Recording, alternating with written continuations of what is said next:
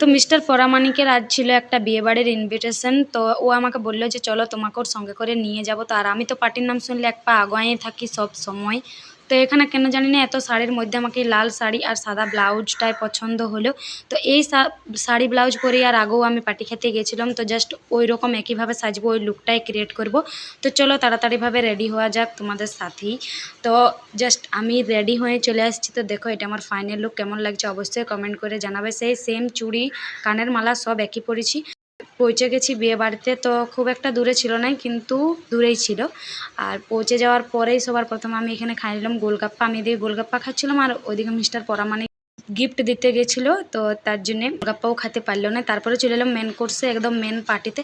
তো অনেকক্ষণ বসে থাকার পরেও আমাদেরকে এখনও তো পাতাও দেয়নি আর খেতেও দেয়নি। ওইদিকে দেখতে পাচ্ছ তো ওদের দিকে অলরেডি খাবার দাবার পড়ে গেছে। তো অনেকক্ষণ ওয়েট করার পর পাতে পড়লো দুটা লুচি, তারপরে এখানে চানা ডাল আর মাখনা দিয়েছিল। মাখনা দিয়ে চানা ডাল হিন্দিতে বলে, এদিকে মাখনা দেখে চানা ডাল। তারপরে ছিল ফ্রুট চাটনি, চাটনিটা খুব টেস্টি ছিল সত্যি। আর ছিল মিক্স ভেজ। তারপরে মিস্টার পরামানিক নিল দহি বড়া, যেটা আমাকে একদম ভালো লাগে না, কেন কি দহি বড়াটা অনেক টক টক লাগে। তো নিয়েছিলাম পোলাও। বাঙালি বাঙালি ভাত দেখলেই খুশি হয়ে যায়, সেটা পোলাও হোক কি শুধু চালের ভাত, পাঁপড় চাটনি, তারপরে আলো চিকেন, অনেক কিছুই ছিল। তো যাই হোক, খাওয়া দাওয়া করে এখানে পার্টি খাওয়া শেষ করলাম। তারপরে আমরা চলে এলাম আইসক্রিমের স্টলে, পেট ভরে আইসক্রিম আর ভোজ খেলাম। চলো টাটা।